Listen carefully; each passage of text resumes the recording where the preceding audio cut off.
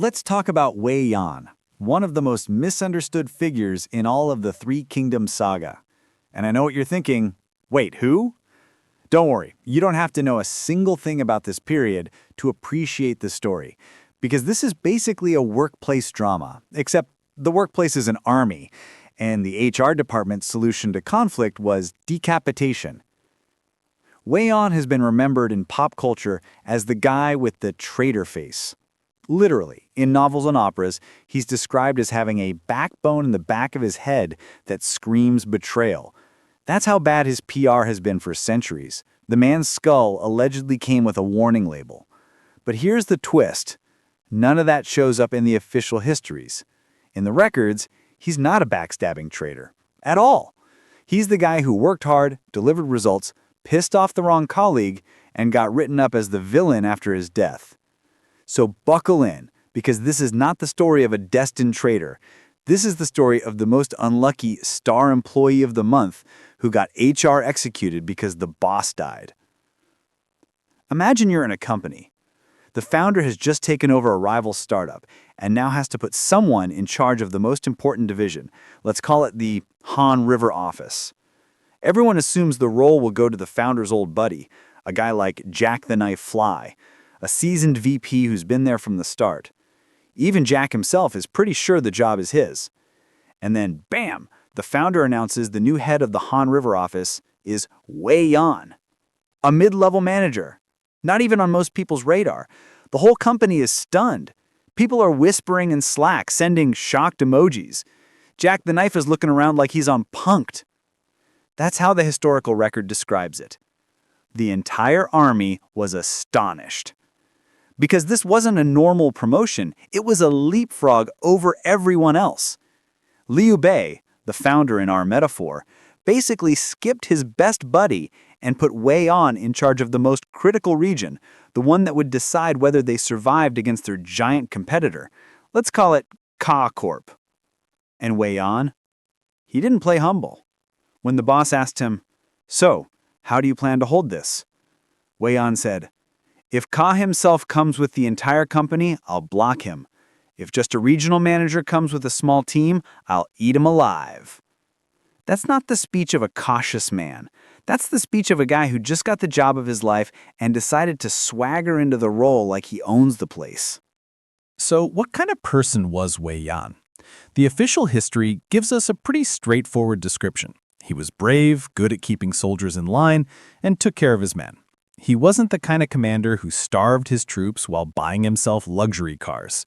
He actually knew how to maintain morale. But, and here's the personality red flag, he was also arrogant. The kind of guy who walked into meetings with that "I'm the smartest person in the room" look.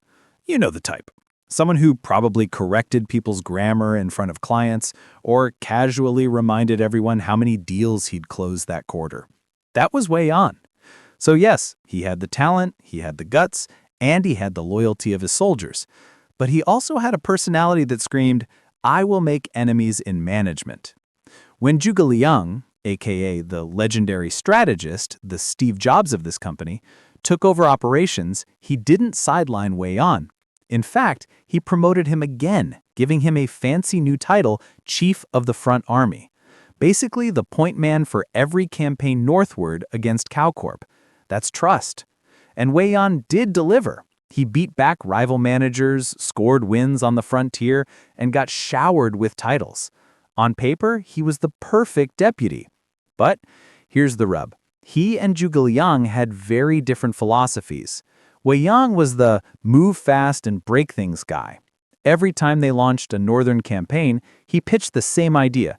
Give me 10,000 troops, I'll sneak through the back door, strike the headquarters, and take the capital in 10 days. Done. Game over. We win.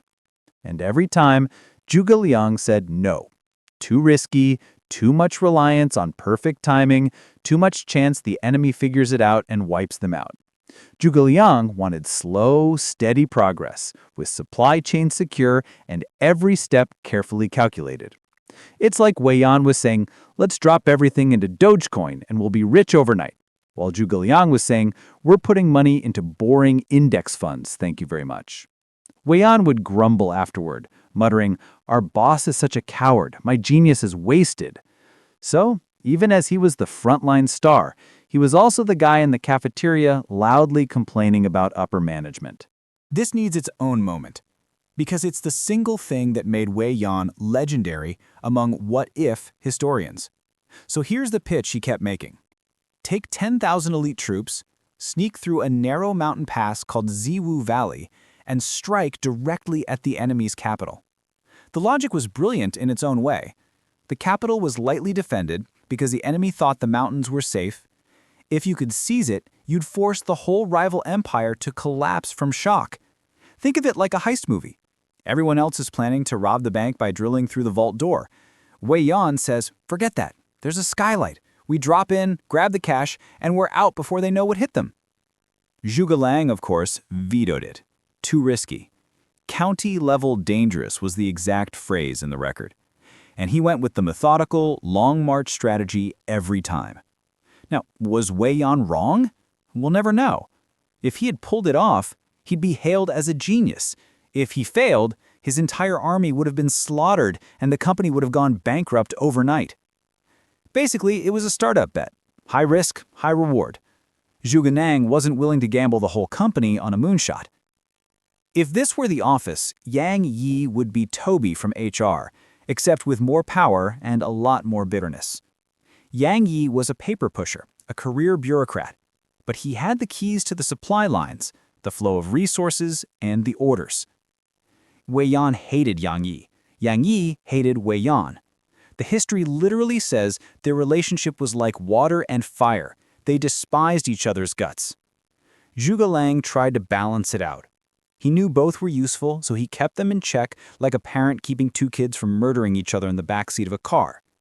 As long as he was alive, they simmered but didn't explode. But this was a ticking bomb, and everyone knew it. Here's where everything falls apart.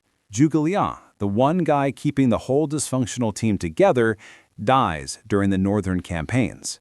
And with him gone, the question becomes, who's in charge now? Zhuge Liang had left secret instructions. If he dies, retreat the army. Wei Yan was supposed to cover the rear, Yang Yi would lead the withdrawal. It sounded neat on paper, but in reality, the two hated each other so much that this setup was like giving a divorced couple joint custody of the same army. The moment Zhuge Liang died, Yang Yi decided, I'm running this show now. He concealed the news, issued orders, and began pulling troops back. Wei Yan, of course, said, wait, why are you in charge? The boss is dead, but I'm still here. I've got the army. I say we keep fighting. So you've got two competing memos going out to the entire staff. Follow me, we retreat, versus follow me, we attack. Imagine being a soldier in this mess. Your inbox is full of contradictory orders, and both sides are threatening to court-martial you if you pick the wrong one. Wei Yan tries to assert control. He blocks the retreat route, literally burns bridges, and positions himself as the continuing commander. Yang Yi, in turn, screams treason and rallies the bureaucrats around him. At this point, the situation escalates from toxic workplace to civil war within the company. Troops are confused, officers are choosing sides, and the chain of command is dissolving. Eventually, Wei Yan loses the numbers game. His colleagues peel away, one after another, until he's isolated. Yang Yi orders his men to pursue him. Wei Yan flees south, and then, because fate is cruel, he gets cut down by his former subordinate, Ma Dai. That's it. The big bad traitor with the backhead bone dies on the run, betrayed by his own staff. His family is executed, his reputation trashed, and Yang Yi gets to write the official report calling him a traitor. It's the equivalent of getting fired, arrested, and having your LinkedIn hacked to post, "I resigned in disgrace," all in one day. Now here's the twist ending. The official chronicle written by his own state paints him as a rebel who disobeyed orders. But other sources, and later historians, took a closer look, and they concluded he didn't actually intend to betray his country. He wasn't running to join the enemy. He wasn't planning to flip sides. He was trying to seize command and keep fighting because he thought Zhuge Liang's retreat was too cautious. In other words, This was an office power struggle, not treason. One major historian even flat out wrote he had no intention to rebel. That's the historical mic drop. So Wei Yan wasn't the backstabbing villain of legend. He was the wrong guy in the wrong fight without the political capital to survive when the boss was gone. And yet, the story that stuck was the cartoon version, the guy with the traitor face doomed to betray. Why? Because it was easy, it made for good theater, and it let the winners justify what they did. Think about it. You kill a colleague in a power struggle. You can't say, yeah, we had a disagreement and I had him eliminated. You have to say, he was a traitor and I saved the company. That's how reputations are made and destroyed. So, what do we learn from Wei Yan's story? If you're a talented, ambitious hotshot working under a cautious boss, you'd better learn how to play office politics. Because talent wins battles, but politics decides who gets to write the performance review. Wei Yan fought hard, dreamed big, and might have pulled off one of the boldest campaigns in history. Instead, he died branded as a traitor, executed by his own team, and remembered for a head defect he never had. That's not destiny. That's just workplace drama with swords.